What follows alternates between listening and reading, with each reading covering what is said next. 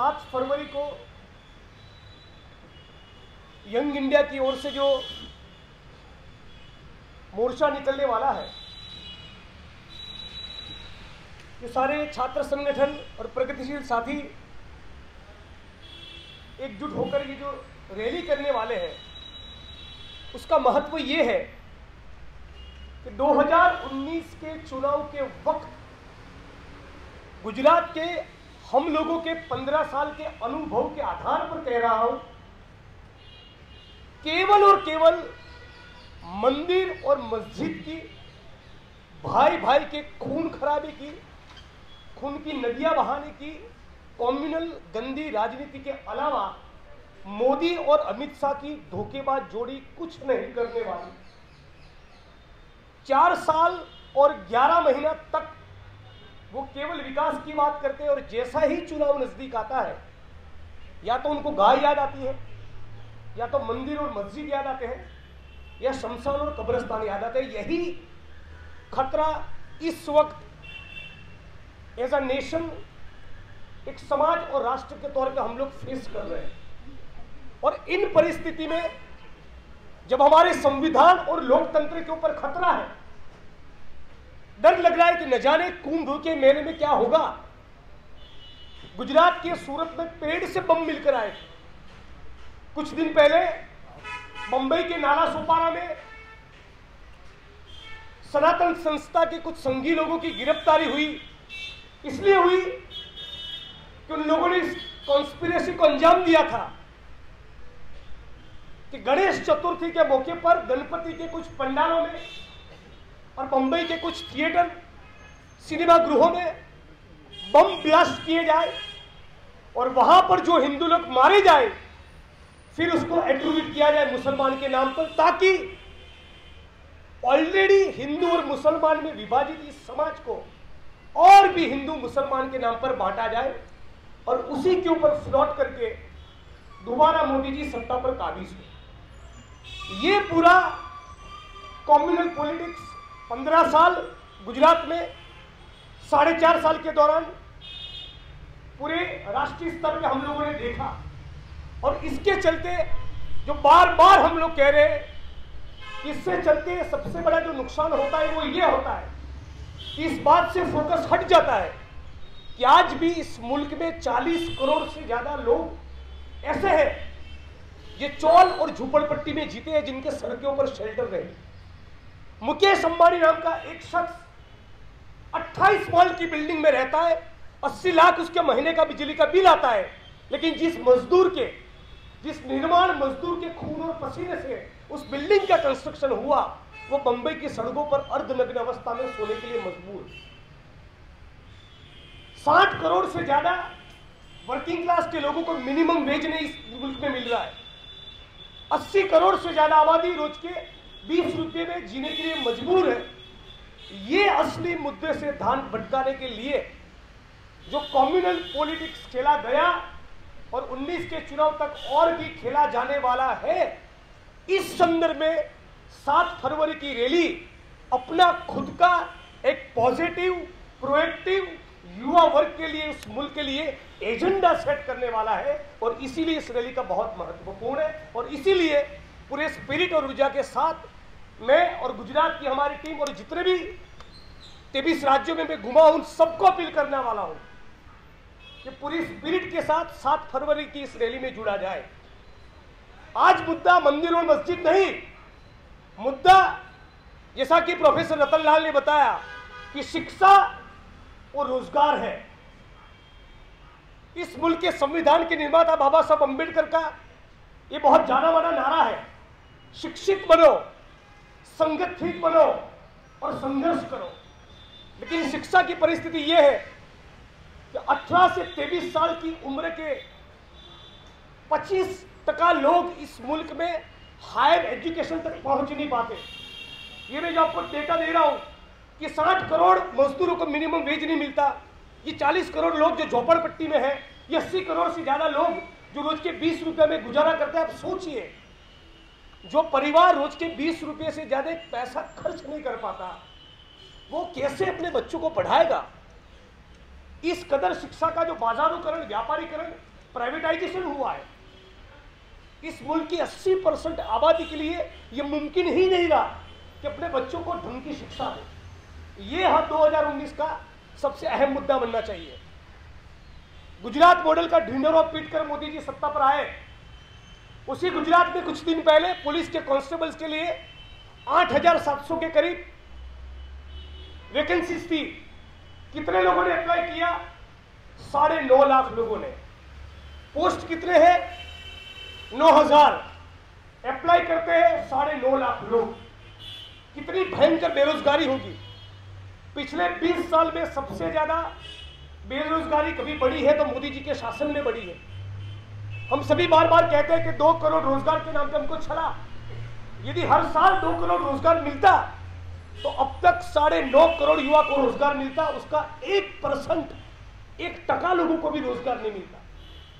यदि कोई सरकार अपने प्रॉमिस में सिर्फ 50% डिलीवर करती है तो हम कहते हैं 50% किया, 50% काम तो नहीं किया। यह सरकार इतना बड़ा फ्लॉप शो है। गुजरात के विकास का मॉडल, पकौड़ा प्रेमी प्रधानमंत्री का मॉडल ऑफ डेवलपमेंट इतना डिजास्टरस है कि 1%, 1% लोगों को वो आदमी रोजगार नहीं दे पाए। हम लोग जानते हैं 2 करोड़ रोजगार नहीं दे पाए, लेकिन सरकारी नौकरियों में जिन 24 लाख पोस्ट को सैंक्शन किया है उनकी भी भर्ती नहीं हो रही। ये हमको समझ नहीं आ रहा है, ये क्यों नहीं हो रहा है। आप 2 करोड़ रोजगार का प्रॉमिस दिए, उसमें डिलीवर नहीं कर पाए, हम समझ सकते हैं, हाईली इनकॉम्पिटेंट आदमी है। लेकिन ये जो 24 लाख पोस्ट सैंक्शन की गई है उसमें तो भर्ती करो। ये सबसे बड़ी डिमांड हम लोग आज कर रहे हैं। साथी साईं बाबा ने बताया, ये आंकड़ा आप सोचिए, सोचकर मैं हिल जाता हूं कि 2016 से 18 के बीच में 26,000 से ज्यादा स्टूडेंट्स ने आत्महत्याएं की है। 26,000 students committing suicide in just 2 years। यानी कि मोदी के प्रधानमंत्री बनने के बाद इस मुल्क में इस डेटा के मुताबिक हर रोज 25 विद्यार्थी सुसाइड करने के लिए मजबूर हैं, सुसाइड किए हैं। इसका कोई बात नहीं हो रहा है। हमको 2019 के चुनाव के वक्त मंदिर बनेगा या मस्जिद बनेगा वो बकवास नहीं चाहिए। हमको शिक्षा और रोजगार के मुद्दे पर फोकस करना है। और इसीलिए हम लोग डिमांड करते हैं कि 24 लाख पोस्ट हर कीमत पे जो सैंक्शन की गई उसमें भर्ती हो, रोहित वेमुला एक्ट बने। हम सभी जानते हैं कि इस मुल्क में जाति व्यवस्था ने समाज के सारे डायमेंशंस और फेसेट को डिस्टोर्ट किया है। एजुकेशनल इंस्टीट्यूट भी उससे बाकात नहीं है और इसी के चलते रोहित को सुसाइड करना पड़ा। हम लोग इसीलिए उसको इंस्टीट्यूशनल मर्डर कहते हैं। और उसके चलते भारत के सारे छात्र संगठनों ने मिलकर लगातार इस मुद्दे पर डिमांड किया, कैंपेन किया कि रोहित वेमुला एक्ट बने। तो ये भी हमारी डिमांड है। 2 दिन पहले ही अखबार में मैं पढ़ रहा था, महाराष्ट्र के सेक्रेटेरिएट में वेटर की 13 वैकेंसीज थी। अप्लाई किया 7,000 ग्रेजुएट्स ने।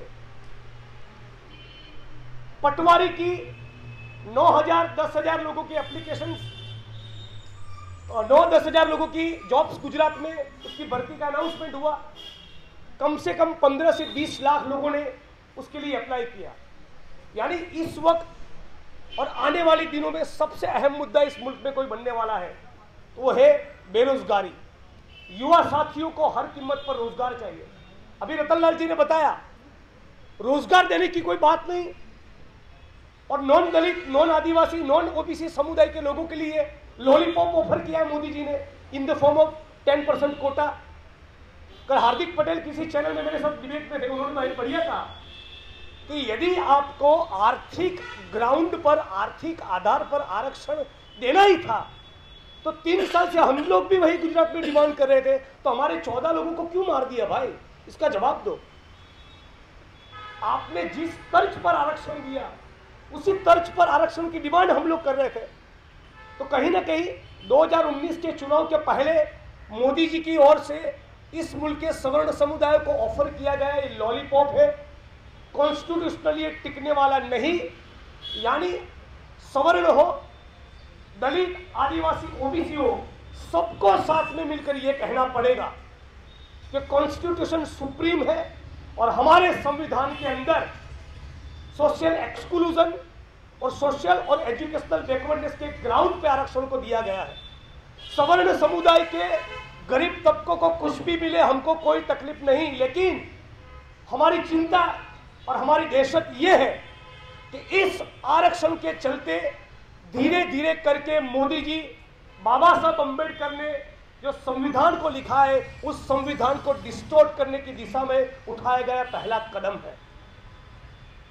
आज ज्यादा न कहते हुए सिर्फ इतना कहकर मेरी बात को खत्म करूंगा कि यंग इंडिया क्या चाहता है। आज युवा साथी ये चाहते हैं कि राइट ब्रदर्स जिन्होंने एरोप्लेन को इन्वेंट किया उसकी बात हो। Let us celebrate Wright brothers. Pushpak विमान का नॉनसेंस के ऊपर चर्चा ना हो, ये यंग इंडिया चाहता है। This is what we want. हमारा संविधान ये कहता है कि समाज के अंदर साइंटिफिक टेम्पर डेवलप होना चाहिए। आर्टिकल 17 में छुआछूत के खात्मे की बात की गई है, लेकिन पूरे मुल्क के किसी भी कोने में अनटचेबिलिटी के खात्मे का कोई ड्राइव, कोई कैंपेन, कोई भी पॉलिटिकल पार्टी की सरकार चला रही नहीं। बाबा साहब अम्बेडकर ने कहा था, what is anti national? Caste is anti national.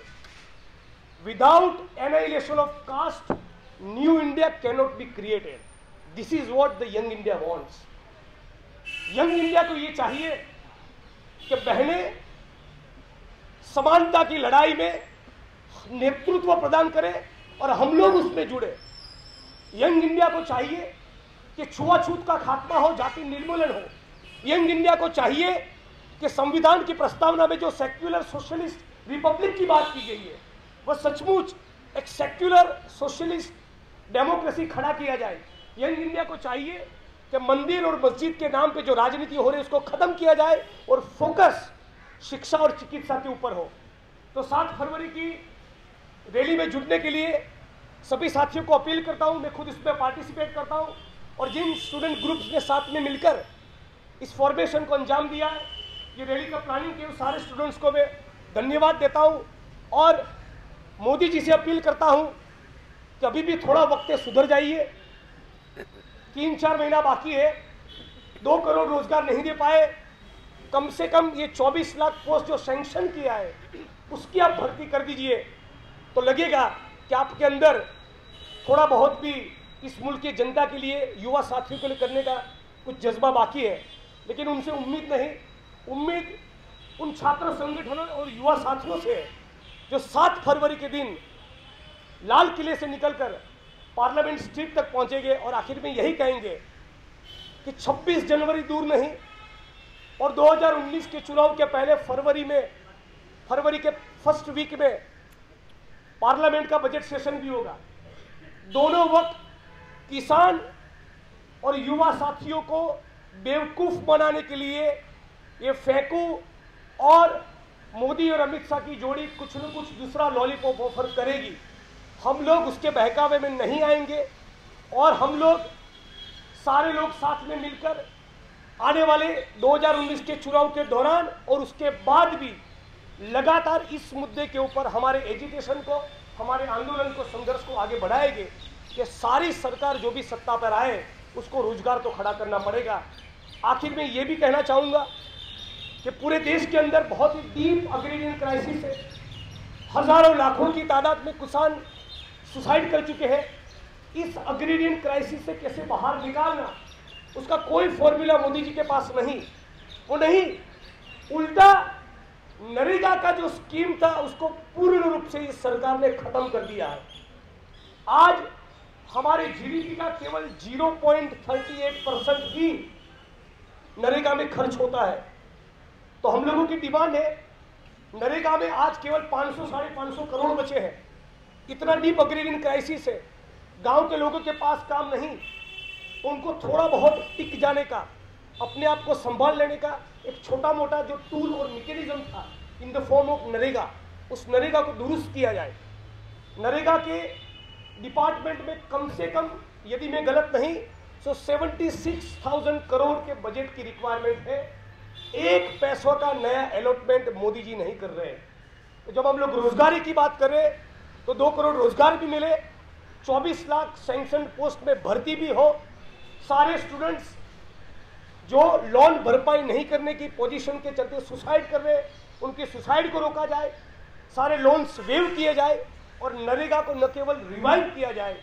Modi ji सीधा 56 इंच का है तो 100 दिन का नरेगा 300 दिन का करके दिखाइए, ये हम आपको कहना चाहते हैं। धन्यवाद। अगर अभी तक आपने चैनल को सब्सक्राइब नहीं किया है तो प्लीज़ सब्सक्राइब कीजिए और ताज़ा अपडेट पाने के लिए बेल आइकन को दबाना ना भूलें।